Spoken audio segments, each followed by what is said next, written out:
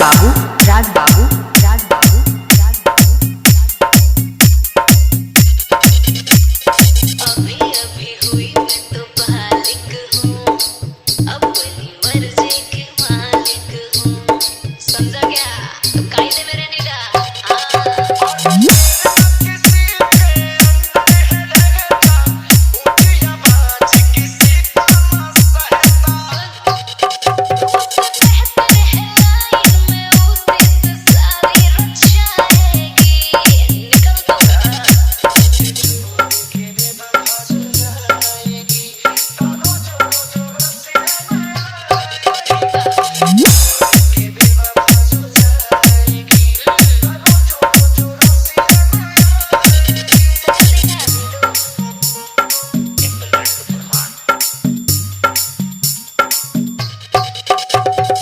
राज बाबू राज बाबू राज बाबू राज बाबू।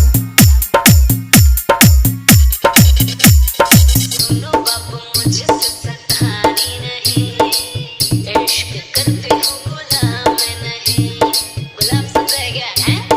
गुलाम समझा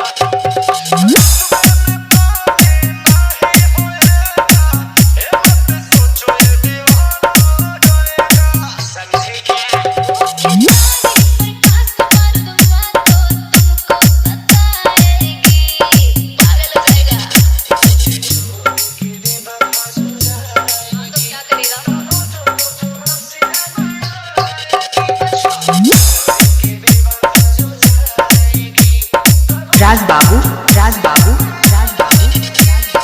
मोबाइल नंबर 77 98 81 0 1 39।